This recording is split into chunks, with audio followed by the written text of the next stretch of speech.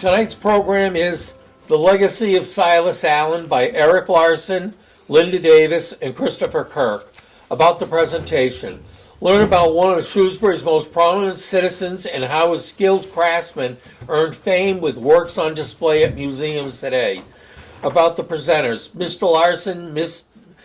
Davis, and Mr. Kirk are members of the Society. I will briefly introduce us to Silas Allen. Mr. Kirk will play Silas Allen Jr. as he did in the Mountain View Cemetery tour. Linda will share important Silas Allen artifacts from the Society's collection. The legacy of Silas Allen. Silas Allen was the son of Silas Allen Jr., lived in Shrewsbury where leading gunsmiths were for almost a century. This program focused mostly on Silas Allen Jr., and two examples of his work with close-up of the signature on his gun stock. The family moved to Shrewsbury from Medfield in 1834 and buried in the family plot at Mountain View Cemetery. This photo of the gravestone in the historic section of the cemetery taken by Daniel Farber. There's his gravestone. That's the senior who died in 1834. Silas Allen Jr. was born in 1785 and died in 1868 after moving to Shrewsbury with his family. He became an apprentice with gunsmith John Mason, who also lived in town. He later joined the militia and was eventually chosen captain. He opened his own gun shop and continued being a gunsmith until retiring at the age of 60 to focus on farming. He was known for flintlock, target, and hunting rifles and became one of the most skilled gunsmiths in the Commonwealth. Famous for artistic design and workmanship, his signature is on the rifle. If you can see it, there's a little Silas Allen on the top of the gun stock. You can check that out later. His home was located at 110 Crescent Street off Maple Ave, and this ad on the left is a railroad booklet that came out about Shrewsbury, about Crescent Farm, which is formerly the Captain Silas Allen Farm. It includes 50 acres, Crescent Street, 1 mile west of Shrewsbury Village. You can see the Silas Allen, S. Allen Farm right there. Past 5 years spared no expense. All that you can be desired in a country home, high ground, fine air, fine view, charming drives in every direction, pure, soft, unfailing spring water, beautiful shade trees, shrubbery, lovely little pond, full supply of ice in winter, colonial house in perfect order, charming, conveniently arranged, 12 rooms, ample closets, a 12 by 25 foot piazza, farmer's house, 6 rooms, fine cellar, adjoining ice house, large new barn and carriage house, all modern conveniences, cellar and water, hen house and duck house. The ad also continues fruit trees, strawberry bed, asparagus bed, red, white, and black grapes, 75 tons of grass a year, 20 head of stock, flock of poultry, farm vehicles, tools, machines, last season's crops, household furniture must be seen to be appreciated. Will be sold low, terms easy. By the way, Silas Allen's fruit trees were award-winning varieties at the state agricultural fairs. Okay, here it is in 2008. It's the last photos we had before it was torn down. I was there with my mother and sister, and then the house was demolished, and 2 new houses were built on the lot. Several of the old trees still remain. Now please welcome the highlights of tonight's program. Christopher Kirk as Silas Allen Jr.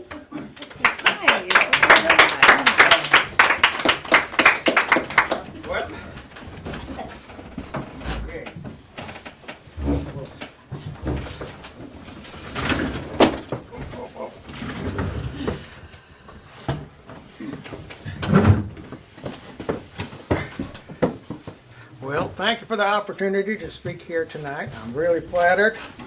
particularly since I've been in the grave for a while. It's nice to get out for a while. Anyway, you heard Erik say that I was born in 1785 out in Medfield, which is south of Boston, and Paul was Silas Allen Sr., and he was mainly a farmer, but during winter time, to keep himself busy, he was a cooper, maker of barrels. And in 1791, he decided to leave Medfield and come here to Shrewsbury to seek his fortune. And when he brought with him his 3 children,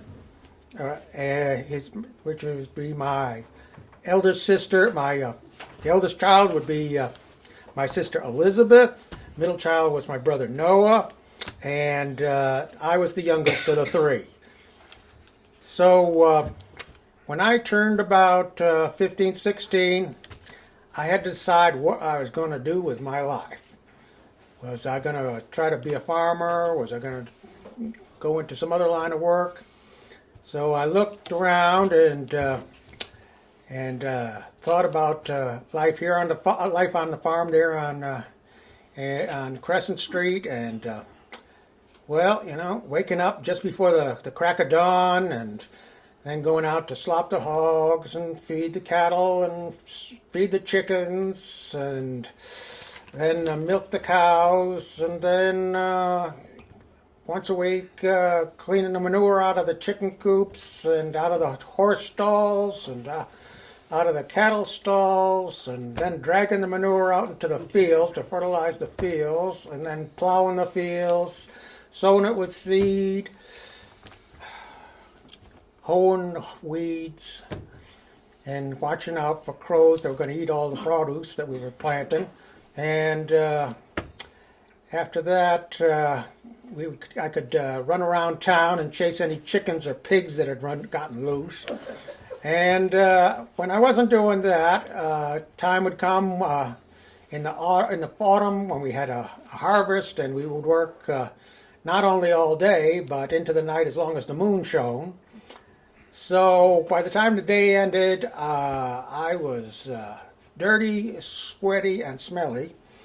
Came home to a humble dinner of food that came right from our farm, and then down to a good night's sleep after a hard day's work. And the question is, did I want to do that throughout the rest of my adult life? And the answer to that question is, of course, hell no. So I decided to I was going to go into some shop business, and there were a lot of gunsmiths in town. And you might wonder why there was a lot of gunsmiths in town. People like Ross Wyman and John Mason and Henry Baldwin, the two Maynard brothers, and so you might wonder why there were so many in such a small town, because this was a really little village at that time. And the answer is that we had 2 advantages. One was our location. Running down from Vermont along the western border of Massachusetts, where it meets New York, and then down into northwestern Connecticut, there is a big deposit of iron ore. And in northwest Connecticut, they had all sorts of smelting plants and bloomeries set up to turn the iron ore into cast iron or into wrought iron. And so there was a big supply of iron in that area around Simsbury. And that could be hauled out to Hartford or Bridgeport, where it was turned into all sorts of things, everything from sheet metal to screws, nails, cannons, whatever. And if they wanted to move some of that iron into interior New England, like Vermont, New Hampshire, Maine, maybe towards Boston, they had to go inland, and there was really only one way to go inland, and that was along the Boston Post Road. And there was a town that was on the Boston Post Road this one, Shrewsbury. So we had a constant stream of carts carrying iron along the way, and so there was iron available to do what you would wanted with it. And why guns? Once again, we were in a unique position because in the 1750s we had the French and Indian War. The French lived in Canada, of course, but they also occupied areas to the west, immediate west of the English colonies. And they were constantly giving us hell when we weren't giving them hell. And so we had to defend ourselves. And in the 1750s, we had a war, the French and Indian War. And the fellow who was appointed the head of the troops out west was a guy by the name of Artemus Ward. You may have heard of him. And he came from around here. And naturally, if you have a state militia out there, some of the fellows are going to need guns. And where is Artemus going to get guns? Well, if there are gunsmiths in his hometown, he's going to remember the boys back home. And so we got contracts to supply the militia out there. And then later on, we had a war of independence. And one of the first generals of the Continental Army was a fellow by the name of Artemus Ward. And once again, we were in a perfect position to have a friend in the Defense Department get a contract for muskets to the local gunsmiths. And so once again, we benefited from that, and even more so from the fact that there was a purchasing agent for the Continental Army. His name was Levi Pease. You may have heard of him. He would buy everything from cattle to gunpowder and anything else that the Army needed. And so we not only had the head of the whole Army, but we also had the purchasing officer of the Army. So we were in clover. Consequently, there was lots of business. And even if that hadn't happened, there was still a big demand for guns because, of course, at those days there were no policemen. And so you had to be your own policeman. And you also had to worry about varmints like foxes and wolves and wild dogs catching and killing your domestic livestock. So we had to have protection against that. And there were other fellas who had lots of money and liked to show it off by buying fancy guns, which they would use for duck hunting and hunting geese and that sort of thing. So we had a nice market for gunsmiths, and as a result, there were a lot of gunsmiths here. So I decided at the age of 16 that I was going to go and become a gunsmith. And one of the fellas that I decided to become an apprentice to was a fellow by the name of John Mason, and he came from a town of Sherborne, which is to the same area where my dad come from. And so John Mason was a very good gunsmith.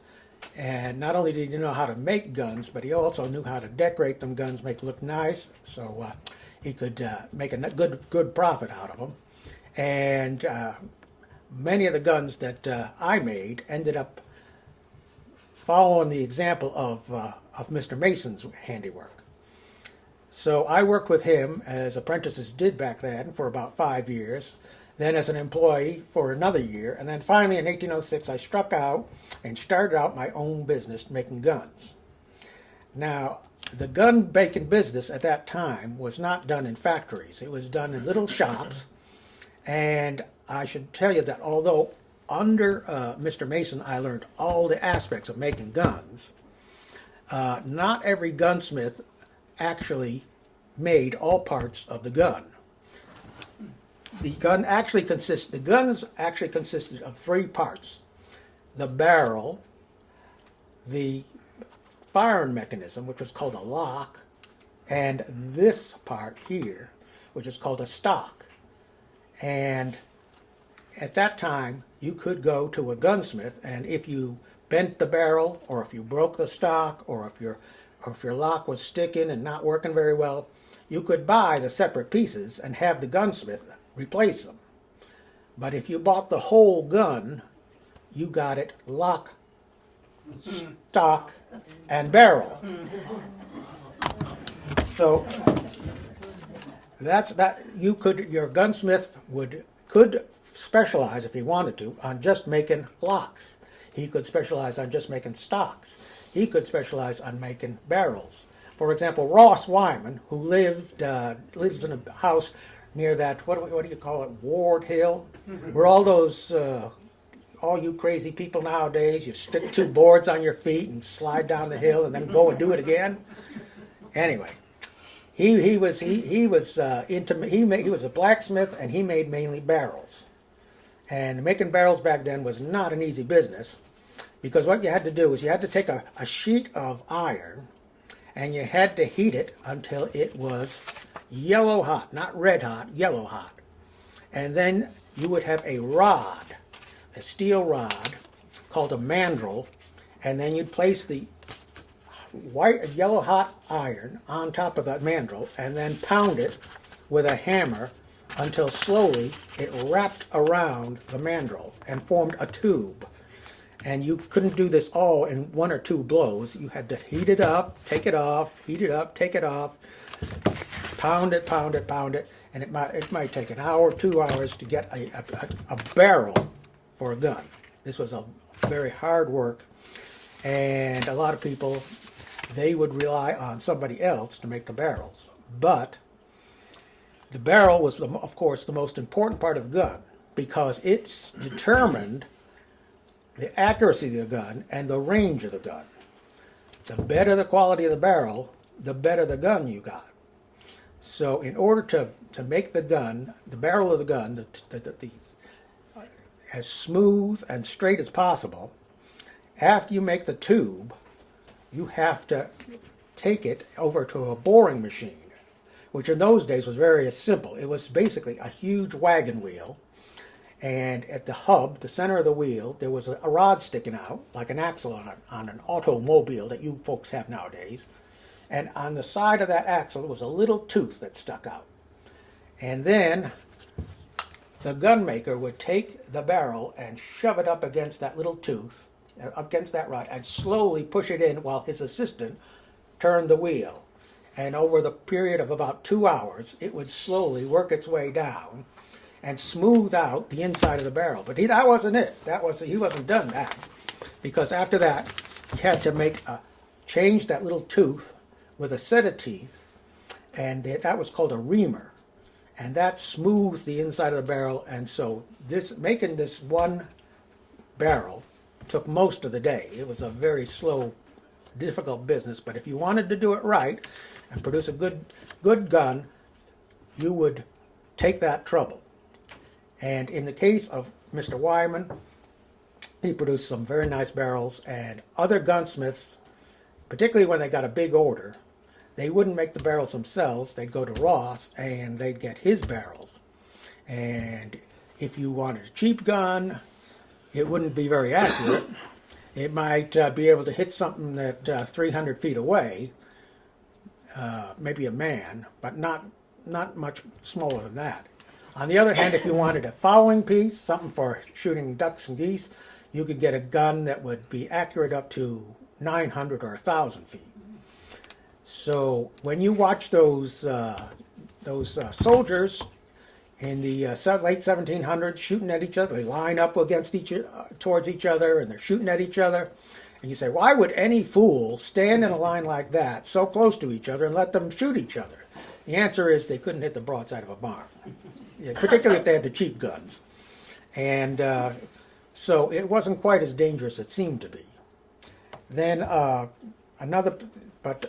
other gunsmiths, they, instead of just making the barrels, they would make locks too, and they were more complicated, and they had become more complicated as a result of the innovations from the Middle Ages. In the Middle Ages, the way they would fire a gun like this is they'd load gunpowder in here, put a wad of cotton cloth or paper on top, ram down a a bullet, a ball of lead on top of that, and then to ignite it, there would be on the side here a little spoon-shaped, what was called a pan, and that was, you poured your gunpowder into the little pan, and then you had a match.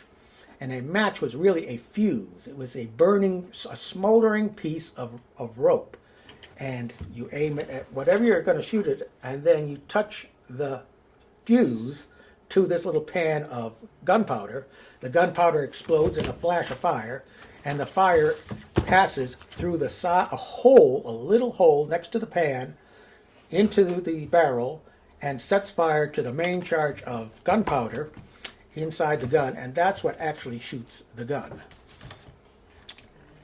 There were later wheels with teeth on them, and the wheel was attached to a spring so that when you pulled the trigger, the wheel would spin around against a piece of flint or pyrite, fool's gold, and create a shower of sparks. The sparks would land on the little bowl of gunpowder, set it off. The flame would go into the side of inside the chamber and detonate the main charge and fire your gun. That was called a wheel lock. So we went from a match lock to a wheel lock, but then finally we went to the flint lock. And I'll show you how the flint lock basically works. Here's a little demonstration of how it works. This piece here was on the back of the gun. It was called a cock, and in here there was like a little. This part here was a little vise, and held in place by this little vise was a piece of flint. Over here, this piece of metal, this L-shaped piece of metal, was called a frizzen, and on the back of the frizzen there were little teeth, like a file, and down here. The frizzen covered the bowl, the little spoon that contained the gunpowder. So when you shot the gun, a spring would cause this to rotate. It would scratch along the little scratches along the back of the frizzen and push the frizzen out of the way at the same time. And then the shower of sparks would go down onto the gunpowder. There's a little hole here, and the fire goes into the main barrel, sets off the main charge, and fires your gun. That was the way that guns worked for 100 years or more, even up into the Civil War. So it was you would think from how complicated it was that maybe it wouldn't quite always work. And indeed, the cock had two settings. It could either go this position, which was called half-cocked, or fully cocked. When it was in this position, you could lift up this frizzen and put gunpowder in here, and then close it. And there was no way that this thing would come loose and fire the gun. This was basically a safe position to fire. But if you pulled it back here to full cock position, every time you filled this little spoon with gunpowder, you risked having the gun go off. Sometimes, however, particularly in the heat of battle, when people were very anxious, they made mistakes. And even though the gun was half cocked, they might drop it or knock it or bump into it. And the gun, even though it was in the safe position, would go off, and that was going off half-cocked. Sometimes, of course, you would fire the gun, even in the fully cocked position, and the gun would not fire. The gunpowder in the little bowl would burst into a flame, but nothing would happen there because no fire would go into the barrel. That was a flash in the pan. So that's where those expressions come from. Now, in my business of, as I said, I set up in 1806, and for a while I worked there alone, but eventually my reputation spread because I was doing very nice work, my guns were good quality, and other people decided that they would make their sons gunsmiths also, and I became an instructor of apprentices. One of the kids who decided that he was going to go be a gunsmith in my shop was my oldest boy, Cyrus. Another boy who decided that he would become an apprentice in my gun shop was named Joab Hapgood. And Joab was basically related to my sister Elizabeth. She had married into the Hapgoods, and so I was basically teaching a distant nephew in that case. Joab turned out to be a very good gunsmith. Not only did he produce guns to the standards that I had made them, but he also ended up going down to Boston. He would not only make guns, repair guns, but he would import guns. He became a big shot in the gun business down there. So I had other boys working there too, and gradually gunsmiths in the area were adopting my style of making guns and decorating guns. In the case of decorating guns, I had a reputation of producing some very nice stuff, and there were different ways to decorate a gun. One was you would take a chisel and very carefully carve little grooves in the gun, and then press silver wire into the grooves, and you could make very elaborate scrolls and what looked like grapevines and delicate filigrees. Other times you could take a piece of silver plate, carve out a little part of the gun stock and press them in, so you could have things like eagles or arrows, other decorations. You could also carve out hollows inside the gun stock, places to put your spare flints, places to put the patches, those little pieces of cloth that you use to wrap the bullets. And then the covers would be made so that they were decorated with engraving, etchings, very fancy.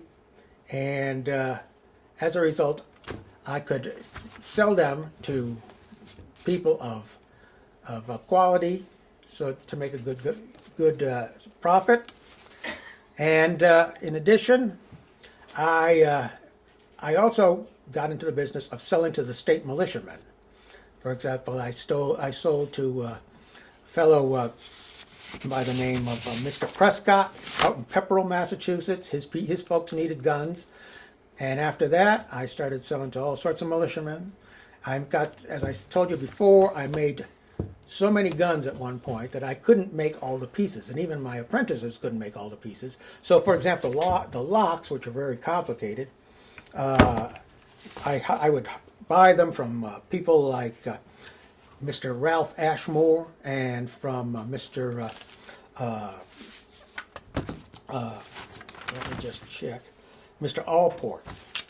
And if you see some of my guns that have survived till today, you will see that their names are inscribed on the lock part of the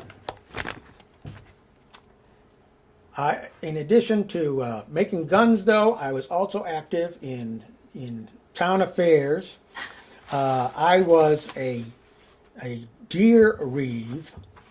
If you don't know what a deer reeve is, it's a guy who basically shoots deer that have been a nuisance. Also, I prevent other people from shooting deer in town, because you're not supposed to shoot deer in town. No hunting in town, please. I was a field driver, which means that I ran around town getting people's runaway livestock and holding them in a pen for the town until they recovered them. So you can see already that even though I had left the farm and determined not to be a farmer, I'm doing basically the same sort of job. And I was also a highway surveyor, which makes me sound as though I'm a surveyor who laid out roads, which is one of the jobs of a highway surveyor. But mainly what you do is you badger people into maintaining the roads, and particularly during winter time when you had to pack down the snow And of course, no sane person wants to get out of bed just to make life easier for somebody else. So finally, at the age of 60, I decided that I'd made my fortune and I was going to retire. And even though I had, at the age of 16, decided that I was not going to do it ever again, I changed my mind and decided to become a farmer. And I have to say that as a farmer, I was successful as a farmer as I had been a gunsmith, and produced good quality crops and got a reputation for that. And finally, in 1868, just after the Civil War, let's just say I finally went to my rest. So we had good gunsmiths here in Shrewsbury who spread this art throughout the area, and yours truly was one of the people who made that possible. So thank you for your attention, and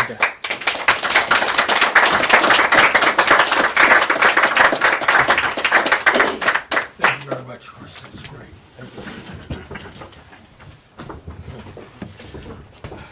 Thank you, Chris. Now Linda will talk about one of the most famous rifles now on display at the Metropolitan Museum of Art in New York City, as well as an artifact in the Society's collection.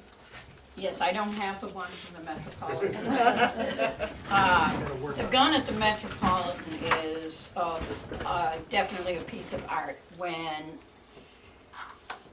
When Silas said he added little things on, silver wiring and gold and stuff like that, he also like laid things out in really nice pattern. You know, he had the skill of many things, but he also had the skill of craftsman and artist. And the gun that's down there is loaded, covered with all kinds of decoration and swirly designs and everything. And some of these guns that he made for particular people. You know, I mean, you could have gone to him and said, you know, I have a lot of money and I want a gun and I want this design, and he would have made that for you. So this musket here, when he mentioned state militias, he was making guns for them. And this one here, they claim, is one of his finest pieces. Probably why Metropolitan has it. And the owner was a Jacob Bates, and he was a veteran of the American Revolution. And it says there the rifle was acquired in '38 directly from the great-granddaughter. So she made that donation to the museum. So if I remember correctly, I believe it's in their early American gallery. I have never seen it except online. So, and then we have a fowler. Ducks, geese. Come back up. Right now it's sleeping. It likes to sleep. It does not like to be woken up. I need your hand, Silas. okay. Your gun's too long. Okay, let's take his blankie off. This is our Silas, Alan. Wow. Now, you can see what he was talking about. You can come up and look at it afterwards. Yep. Your hollow. And somewhere here it's signed. He signed them in like a, when he first started doing it, it was like print, like a block sort of lettering. As he became more famous and more people wanted his guns and they became fancier, he turned to a script. So this gun here is, and this is, you know, as Chris said, you've got your parts over here. This one is a ramrod one. So in this case here, the ramrod is attached. And as he said, what you would do is you would put stack stuff in here, and ram it down. Now, many people got hurt with these guns because if you didn't, well, there was a lot of reasons. But one of the reasons that people would get hurt is if you didn't jam everything in and didn't use your ramrod really solid and straight, it could blow up here. So like many people got burns on their faces and things like that because either it didn't ignite and it flashed, or it wasn't properly set up and it will backfire in. So they were not the safest guns in the world, but they worked for hundreds and hundreds of years. And this young man over here made some of the most beautiful ones in New England. So you can certainly come up and look at it afterwards. It's obviously very long, that's why I needed Silas back. And there's a book here that talks about, if you feel like flipping through it, the first section is on Hapgood, which we have 2 guns upstairs on him, and then there's this whole thing on Silas Allen.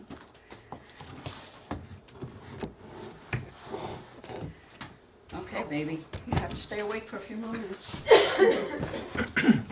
One thing about that musket, it's 10 to 12 pounds. So It's if you're it's holding heavy, it like yes. this, you gotta really hold it to keep it straight.